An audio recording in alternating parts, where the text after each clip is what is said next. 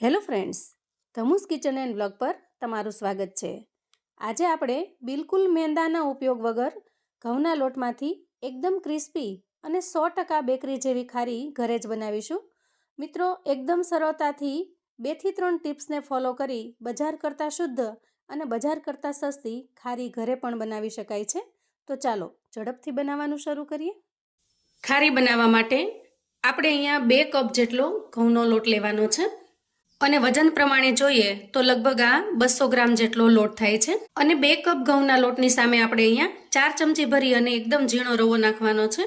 તમારી પાસે જો ઝીણો રવો ન હોય અને જાડો રવો હોય તો એ રવાને તમારે થોડો ગ્રાઇન્ડ કરી અને પછી એડ કરવાનો છે અને સ્વાદ પ્રમાણે મીઠું એડ કરવાનું છે।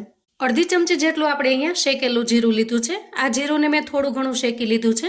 આપણે લોટની અંદર એડ કરી દઈએ અને 2 કપ લોટની સામે આપણે અહીંયા 3 ચમચા ભરી અને ઘી એડ કરીશું। ચમચાની સાઈઝ અહીંયા નાની છે, ચમચી કરતાં થોડોક મોટો હોય એ રીતનો ચમચો મેં લીધેલો છે। અંદાજે જુઓ તો એક નાની કટોરી જેટલું ઘી થાય છે। ઘીની બદલે તમે અહીંયા તેલનો પણ ઉપયોગ કરી શકો છો, પણ ઘી નાખવાથી ખારીનો જે ટેસ્ટ બને છે એકદમ સરસ બજાર જેવી અને ખૂબ જ સરસ ક્રીમી ટેક્સચરવાળી બને છે। તમારે ઘીની બદલે જો તેલ એડ કરવું હોય તો તમે આ રીતે આ માપ પ્રમાણે તેલ પણ એડ કરી શકો છો। આપણે આ બધી જ વસ્તુને સારી રીતે મિક્સ કરી લઈએ। તો ખાસ કરીને મિક્સ કરવામાં આપણે બિલકુલ ઉતાવળ કરવાની નહીં। લોટના એક એક કણની અંદર મોણ પહોંચી જાય એ રીતે આપણે સારી રીતે મિક્સ કરી લેવાનું છે। તો મોટાભાગે બજારની અંદરથી જે આપણે ખારી લાવીએ છીએ એ મેંદાના લોટની બનેલી હોય છે। એના કરતાં ઘઉંના લોટની એના કરતાં આ રીતે ઘરની બનાવેલી ઘઉંના લોટની તો ખાસ કરીને બજારમાંથી આપણે જે ખારી લાવીએ છીએ એ મેંદાના લોટથી બનેલી હોય છે, પણ આ રીતે તમે ઘઉંના લોટમાંથી એકદમ હેલ્ધી અને ખૂબ જ ક્રિસ્પી એવી ખારી ઘરે પણ બનાવીને તૈયાર કરી શકો છો। અહીંયા લોટમાં મોણ સારી રીતે દેવાઈ ગયું છે અને આ રીતે કરતાં એકદમ સરસ મુઠ્ઠી વળી જાય છે। જુઓ, હવે આપણે લોટની અંદર થોડું થોડું પાણી એડ કરી અને લોટને બાંધી લેવાનો છે। તો જે કપથી આપણે લોટ લીધેલો છે એ જ કપની અંદર મેં પાણી લીધું છે અને 1 કપ ભરી અને આપણે અહીંયા પાણી લીધું છે। આ રીતે પાણીને આપણે થોડું થોડું એડ કરતું જવાનું, જેથી કરીને લોટ એકસાથે ઢીલો ન થઈ જાય। અહીંયા લોટની કન્સિસ્ટન્સી આપણે ખૂબ કઠણ પણ નહીં અને સાવ ઢીલો પણ નહીં, એ રીતે બાંધીને તૈયાર કરવાનો છે। તો જુઓ, આ રીતે આપણે ખૂબ કઠણ પણ નથી અને સાવ ઢીલો પણ નથી, એ રીતે લોટ બાંધીને તૈયાર કરી લીધો છે। તો અહીંયા લોટ બાંધવા માટે આપણે અડધા કપ જેટલા પાણીની જરૂર પડી છે અને અડધો કપ જેટલું પાણી અહીંયા વધ્યું છે, એટલે કે 2 કપ જેટલો લોટ બાંધવા માટે આપણે અહીંયા અડધા કપ જેટલું પાણી વાપર્યું છે।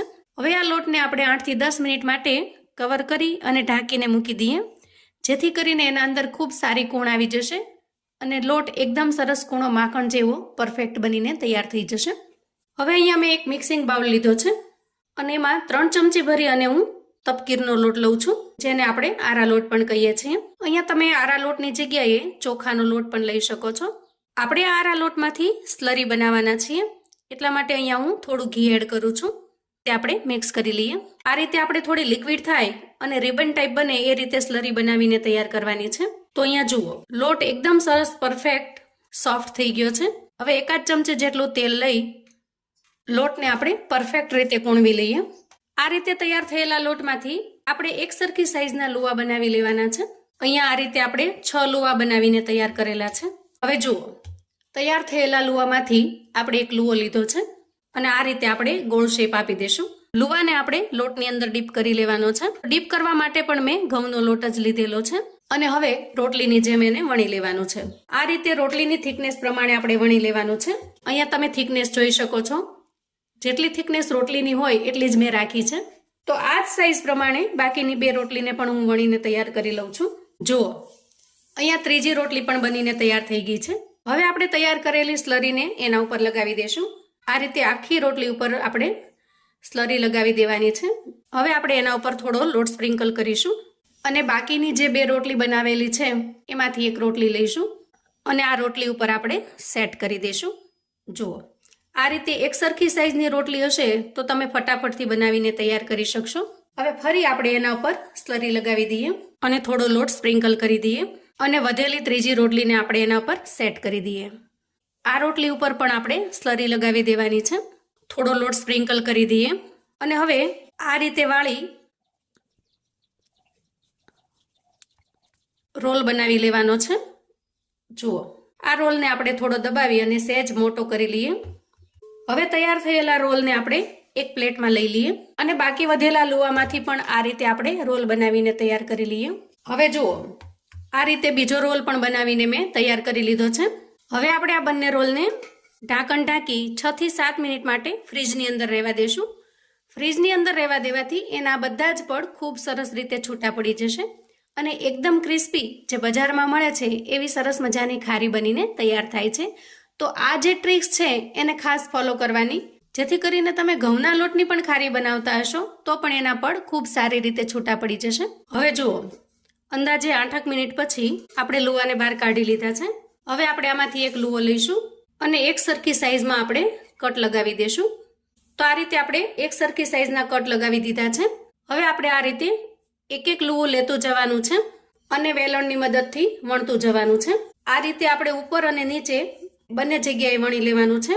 બિલકુલ વજન આપ્યા વગર હળવા હાથે વણી લેવાનું છે અને પછી એક સરખો સરસ શેપ આપવા માટે વધારાનું જે હોય એને આપણે આ રીતે કટ કરી લઈએ અને બંને સાઈડ પરથી આપણે આ રીતે કટ કરી લેવાનું છે. તો જુઓ, એકદમ સરસ ખારી જેવો શેપ બનીને તૈયાર થશે. તો આ રીતે આપણે બધા જ લુવાને વણીને તૈયાર કરી લેવાના છે. આ રીતે આપણે વણીને તૈયાર કરી લીધા છે. હવે આપણે તળી લઈએ. હવે જુઓ, ગેસ ઉપર એક કડાઈ મૂકી એમાં તેલ ગરમ થવા માટે મૂક્યું છે. આપણે હવે ગરમ થયેલા તેલની અંદર ખારી એડ કરીશું.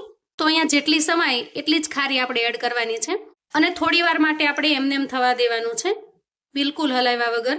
આ રીતે ખારી થોડી ઉપર આવી જાય પછી આપણે એની સાઈડ ચેન્જ કરી લેવાની છે. તો અહીંયા ગેસની ફ્લેમને મીડિયમ રાખી અને ખારીને આપણે એકદમ સરસ બ્રાઉન કલરની થાય ત્યાં સુધી તળી લેવાની છે.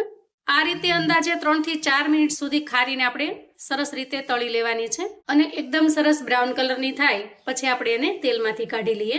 અહીંયા જુઓ, ખારી એકદમ સરસ તળાઈ રહી છે. ખારીના પડ એકદમ સારી રીતે છૂટા પડી રહ્યા છે. તો જુઓ, એકદમ ક્રિસ્પી અને ખસ્તા ખૂબ જ સરસ મજાની એવી ખારી બનીને તૈયાર છે. અહીંયા હું તમને એક તોડીને બતાવું. જુઓ, એકદમ સરસ ક્રિસ્પી અને પરફેક્ટ બજાર જેવી બનીને તૈયાર થાય છે. તો ખાસ કરીને વેકેશનમાં બાળકો માટે તમે આ ખારી બનાવીને તૈયાર કરીને રાખી શકો છો. 15 થી 20 દિવસ સુધી આ ખારી એકદમ સરસ ફ્રેશ રહે છે, એને કશું જ થતું નથી. જુઓ, એકદમ સરસ ક્રિસ્પી બને છે. આ ખારીને તમે સાંજે અથવા સવારે ચાની સાથે એન્જોય કરી શકો છો. ખૂબ જ ટેસ્ટી એવી લાગે છે. ખાસ કરીને આપણે ગુજરાતીઓ ચાની સાથે ખારીનો આનંદ લેતા હોઈએ છીએ. આ રીતે ખારી બનાવીને તૈયાર કરી લેશો તો સવારના નાસ્તામાં અથવા તો સાંજે ચા સાથે એન્જોય કરી શકો છો. તો મિત્રો, આવું અવનવું જાણવા માટે અને મને સપોર્ટ કરવા માટે ચેનલ પર જો તમે નવા છો તો પ્લીઝ ચેનલને સબસ્ક્રાઈબ કરો. વિડીયો ગમે તો લાઈક અને શેર કરો. તમારા સગા સંબંધી મિત્રોને પણ આપણી આવી એકદમ સરસ મજાની ઘઉંના લોટની ખારી બનાવવાની રેસિપી ચોક્કસથી શેર કરજો, જેથી એ લોકો પણ એકદમ બજાર જેવી પરફેક્ટ રીતે ઘર પર ખારી બનાવીને તૈયાર કરી શકે, એન્જોય કરી શકે અને એના પરિવારને પીરસી શકે. કોમેન્ટમાં મને ચોક્કસથી જણાવજો મિત્રો કે આજની આ ઘઉંના લોટની ખારીની રેસિપી તમને કેવી લાગી છે. ફરી મળીશું એક નવી રેસિપી સાથે. ત્યાં સુધી આવજો મિત્રો.